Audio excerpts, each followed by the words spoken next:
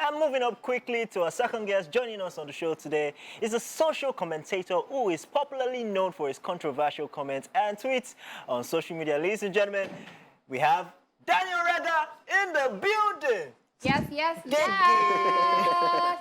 First of all, how are you doing today? I'm fine, thank you. How are you doing? I'm doing well. So I just want to know, like, every time I see your comments, I'm just like, what do you think of before you type? Like, when you see, like, a situation, you just... Is it the first thing that comes to your head, you just type? No, I kind of like, when I see a comment, right, I kind of like try to relate to it. It's not I just see a comment, I just take my phone, let me just put this in out here. No, so I don't do that. So I kind of reflect on whatever is happening, and I feel like this is what I want to express as the person, not try to like get controversial, trying to get people's attention to it. Because I can just sit down and just like sit down and just like jump people's head together, and definitely the reaction will come. What did you study in school? Accounting. Okay, so Daniel, I have to confess, right? Yeah. For the longest time, I didn't think you were real. Real person for the longest time. Yeah, I have to confess. People had that. For the longest time. So the question is, I know it's a question on a lot of people's minds. Who is Daniel Radder? Give us just a brief, who is Daniel Radder? I don't actually know what to say because, because I've said it so many times, right? And I had it like, I gave this info in a magazine I just became a front cover boy recently. Yeah. And I told people, like, it's not something that I can just, like, tell people, like, oh, this is Daniel Radder, it's not Daniel Radder. It's something you have to, like, learn through the process, right? And the people have different perceptions of me already. So it's not as if I can just come out and correct whatever people are trying to do. Even if I come out and be like, I'm so, I'm this and this, people will not still believe. People are still going to, like, debate on it and argue about it. So I'm just me, though. I'm me, yes. Honestly, I'm me. And whatever you think, or whoever you think I am, it's left for you. I've said it so many times. I've introduced myself so many times, repeatedly.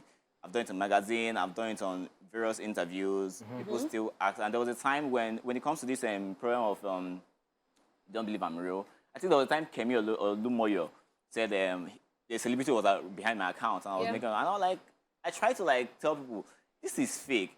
But at the same time, I felt like if I should tell people, they would be like, oh, I'm trying to validate what she's saying. So I was like, okay, don't worry. When the time comes up and when the trend of our work came up, I came out. People were like, this woman, she was lying and the rest of them. So people should just sit down, relax, and just understand it. All right, so Daniel Radder. There was a time that they said they saw somebody at Ojo and they beat the person. Yes. And apparently it wasn't you. Yes. I got that message from my cousin from abroad, so right? when you got that message, I want to know how you felt, because considering the havoc that you cause sometimes online. No, I don't. No, so hold on. No, you have to. You said going to allow me to say no, I don't cause havoc online. Personally. No, it's not your intention. It's not your intention. No, there is this hate train already going on, right? Why could that be? I don't know. People are obsessed. People are obsessed. So do you sometimes get afraid, become scared that, hey, if these people catch me? No, the thing about the thing is that people come out and be like, when I get you, right? I get, even before coming here, I have so many threads on my Instagram, basically they go to Instagram, the one that cannot reach out to me to comment. And like, oh, when I get you, I've gotten from so many people, influential people, I don't want to mention names. Oh, wow, that's surprising. From regular people too. And they'll be like, when I get you, I will do you, your teeth, this and that. And sometimes I just sit there in my house, I just pick up this, I just look at it, I laugh. Why? Because... Let me see your teeth. Whether they are I just pick up my phone, and I look at them and I laugh. Because most of the time, I've seen these people who make these trades physically. Some of them I've seen... But they don't know that you are the one. They know I'm the one. Obviously, there's no how you can know I'm the... I've seen most of these elite people that when I go to function, I see them. And sometimes I just greet them. I'm like, good morning, sir. And they just look at me, now you be this. I say, yes, now you be this. So because I'm actually looking for, this is time for you to beat me, right? Because myself, like, if you beat me that once... Daniel, because I'll tell you the truth, seeing you lanky like this, I was expecting somebody that's, when No, but I always say I'm like Bashandi. Like, I don't have physical strength. Like, personally, someone comes to beat me. Yeah. But there's no one is writing like, I see that I may just beat me, you understand? Yeah. But at the same time, it doesn't mean that because I'm like Bashandi or I'm slim. Daniel, I have a question to ask. Yeah. Okay. Right? What's the situation with Davido and this 20 million naira for charity? Thank you. So I know 30 BG. Yeah, I'm going to say this. I'm going to say it once. I'm going to say it here and now. Like, you cannot come out and tell people some motion. My annoyance with the whole 20 million of the thing is not because you came out to say, I'm going to give 20 million, right? It's your money. But you coming out to tell people that, oh, if you have business idea, drop a business idea online. I'm going to pick out 20 people from the comment section to, like, credit you 1 million for one person. That's where he made the mistake. Like, when you tell people to drop their business ideas, if, for example, I'm scouting for business ideas, right? I want to, like, invest in something. And I'm like, oh, what am I going to do? I just come to comment section and I see people are dropping different ideas. Now, you could have come out and be like, oh, since drop the money. Like, what's stopping me from dropping the money? It's 20 million for Christ's sake. You came out and you partied and you spent about $30,000 some weeks after. So you should drop the money. When you make a promise, you fulfill it. Okay. All right, so I know you also said something about Thames. Yeah. Yes, and the Grammys, and now Thames has won Grammy, and you said it was favoritism. Definitely. How do you know? Are you among the Grammy? Grammys work with favoritism. If you've been following the Grammy for some years now, okay, most people who deserve the Grammys don't win it. You have to play the Grammy boy or the Grammy girl, do what they want to do before you win the Grammys. Like, I'm not saying like Thames didn't work for it, right? What I'm trying to say is that as an artist, I don't like, though she won the Grammys thanks to Future and Drake, right? But as an artist, I think people still have this idea of, oh, when you win a Grammy, you are a solidified artist, you are up there, you are a great. You are not a great. There's so many people that have not won Grammys. There are many of them, Nicki Minaj, Snoop Dogg, Katy Perry. These are legendary artists. No Grammys. Why? Grammys is a sex, this thing. They play by favoritism. When you do something, you go against them, they just drop you. It happens all the time. So I think when I said Thames won a Grammys thanks to Grammy favoritism, I'm not saying that she doesn't win a Grammy. At the level she is now, she have not done anything that merits her a Grammy, to be frank and sincere. I'm not trying to be like a hater or whatever. But I think she's up there. She's doing well as an upcomer, though. She's up there. That's the thing. All right. Well, we still have Daniel Radder right here in the studio, and I'm sure he's still going to drop some bombs. Here in the building, and anything Daniel Radder says, he's the one that said it, so we are not around. They just happen to be sitting down here because me, I'm lanky, they can beat me. So let's just get that out of the way. All right, so back in 2022, you tweeted that Davido and Wiz needed to have a collaboration, right? Yeah. And then they now decided to have a collaboration. Now you have a problem with it. So Yeah. I'm not understanding. Yeah, when I said Davido and Wizkid needed to have a collaboration, I don't mean just... A tour. This is even a whole tour now. Yeah, I don't mean just jump into a collaboration. Like, before you have collabs with an artist, you should have that friendship. At least you should have at least... They should have at least united the fan base, right? You can't just come out and be like, oh, I think this is the best time. Because right now, I think they're doing it for the money, not because they want to, like, have that intense friendship or whatever. Like, I want them to have a collab to unify the fan, because 30BG and Wizkid FC are very toxic to each other, towards each other. And I feel like before you come out and I want to have a collab, are you and Wizkid friends? Are you and Davido collabing together? Like, what's the relationship outside the business line? That's the thing. So, personally, it doesn't sit well with me, because I've not seen Wizkid come out for once and be like, oh, 30BG, stop being toxic, let love lead. I've never seen it. Even when Davido comes out and, like, throw, I don't know if it's for publicity or for clout, comes out to, like, oh, congrats on your Grammy, congrats on your time. Davido, Wizkid doesn't acknowledge the post. So how can you tell me that you want to go on a tour with someone you've never acknowledged, you've never respected online, you've never called your fans to, like, back down or something? Even when they come out and be like, oh, Davido uses this song for ritual, you didn't say anything, you kept mute. So it doesn't make sense to me. It still doesn't make sense to me. Okay. So I really just want to know, like, what is your business in all of this? It's my business. No, the thing is that, right, when celebs make things public, it's becoming the public opinion. Anything can be, it's open to interpretation.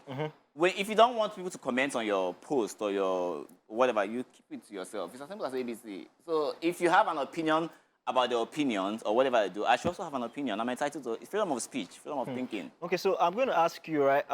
You've also come for Burna Boy. Yeah. When he apologized to his fans after the show, you came for him, and you also criticized him about the thing that happened in the club as well. Yeah. Right, so explain that situation. Apologize to his fans. Yeah.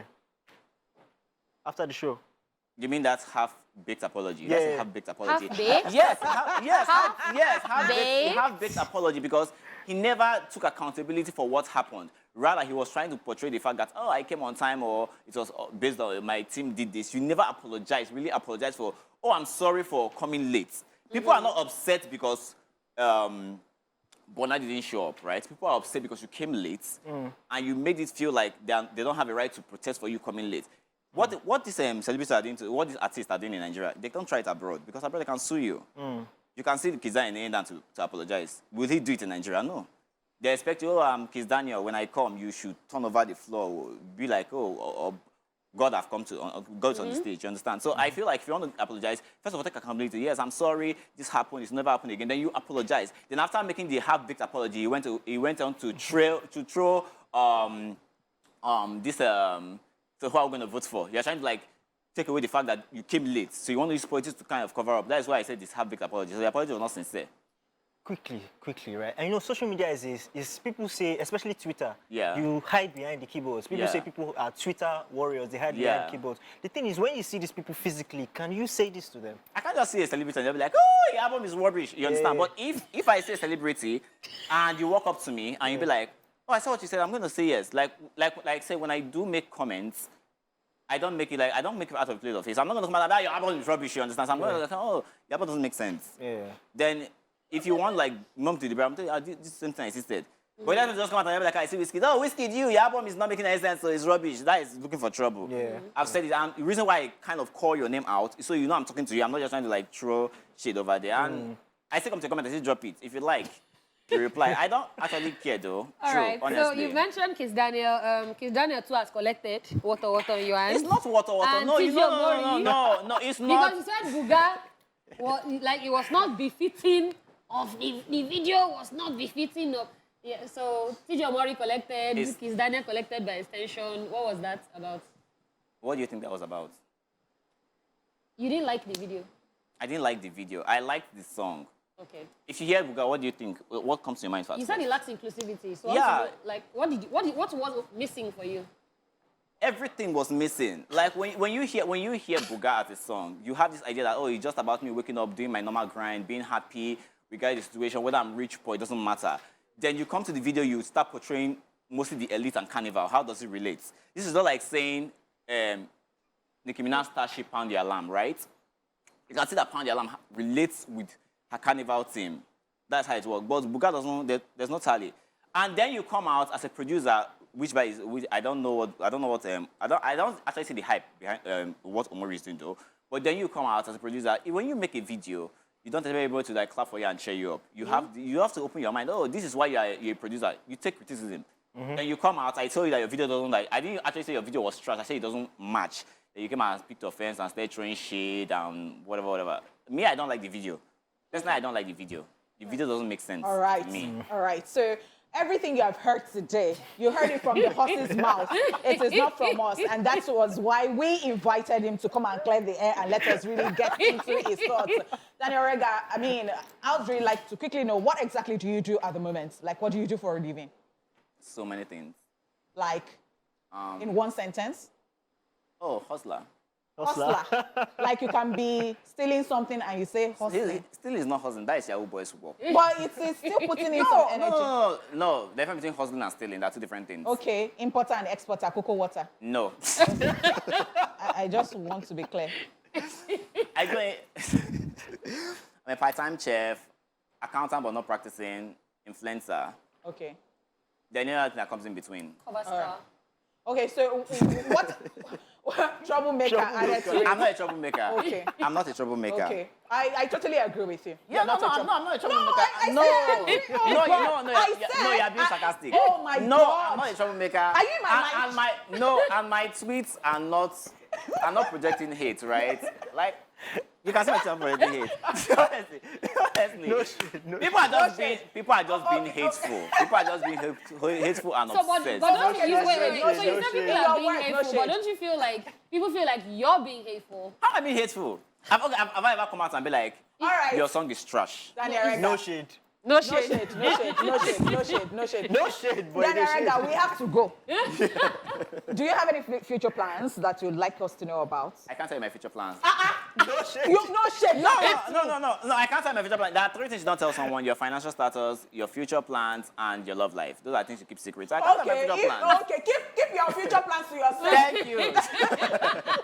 We really want to say a very big thank you to everybody for being a part of the show today. Thank you so much, Daniel Radder, for coming on the show. I've have done this with Dala and J. Paul. My name is Honeypot, and we do hope that you will enjoy the weekend.